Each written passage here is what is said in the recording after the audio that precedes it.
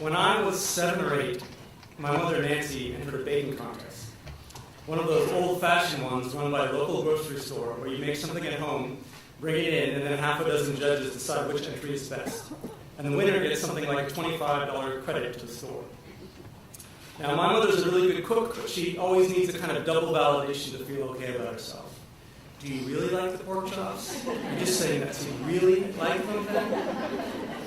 She decided to enter these lemon currant muffins she'd been making for years. They were light and airy while still retaining just enough moistness to feel satisfying. And yes, Mom, I really do like them.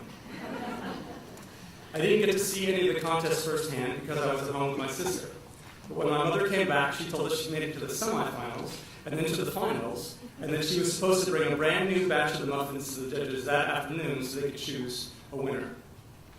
My mother came in second place. They didn't give her a plaque or a trophy. I think she got a $10 store credit. But of course, that wasn't enough validation for her. She wanted something physical she could point to as proof that she was among the local baking elite. The organizers of the contest had written the names of the winners on a small piece of construction paper and taped it to the window of the store. First place, Marge Turner. Second place, Nancy Langert. Third place, it's not important. My mother asked if she could have this piece of paper and ended up taping it high above the tallest cabinet we had in the kitchen where it couldn't be touched or messed with by anyone. And it wasn't. It's still hanging there 30-some-odd years later. Covered in a thick layer of grease and dust, faded and bleached by the sun. And whenever anyone asks about it, she always says the same thing. I would have come in first. It's just that I didn't make enough muffins. According to my mother, the judges asked all the finalists to bring in 6 samples. My mother brought in exactly 6, but Marge Turner brought in enough peanut brittle for at least 15 helpings. So the judges kept going back to Marge for seconds, and even thirds while my mother's muffins were long gone. Marge effectively stuffed the ballot box. Back at home, away from the excitement of the contest, I was waiting to hear the results with my older sister Susie, who is severely autistic. When I was a kid, she was totally unpredictable, prone to regular tantrums that could tear the house apart. You could tell when one of these tantrums was about to hit because the floorboards would creak, a door would close harder than usual, and there would be aggravated foot shuffling on the carpet upstairs. I remember this happening one day, a couple of years after the baking contest. The floorboards creaked, a door closed too hard, and suddenly my sister was on the stairs screaming at the top of her lungs. My parents and I sprang into action, each of us looking for a different way to diffuse the situation. My father was the angry one, my mother the gentle one, and I was somewhere in between, angry one moment, gentle the next. Get in your room, my father boomed. Would you like to read a book together? My mother cooed. My sister would have none of it. We approached her like FBI agents on a hostage crisis, each taking a step toward her cautious with our arms held straight out. My sister swung around and lunged for the metal banister which shook and rattled all the way up and down the staircase.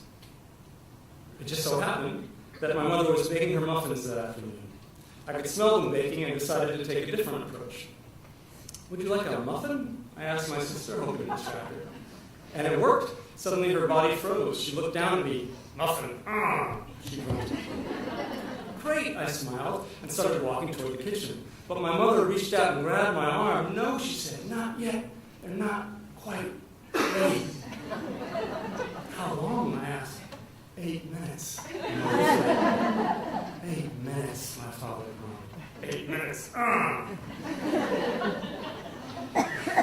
It's too long, I said, and bolted toward the kitchen. I popped the oven door down and reached for the tray, but it was too hot. I found an old towel and used it to yank the thing out. I tried to grab one of the muffins, but it scalded my finger, so I stuck the whole tray inside the freezer and waited. I could hear the struggle continuing in the hallway. But I knew the only thing that would save the situation at this point was those incredibly flavorful second-place muffins. So I counted to 30, pulled them out of the freezer, popped a couple of them into a paper towel where they fell into pieces, and ran back to the hallway. Muffins, I announced. Muffins. We should go somewhere, my mother said. Go somewhere, my father asked. To the park, my mother said. She likes parks.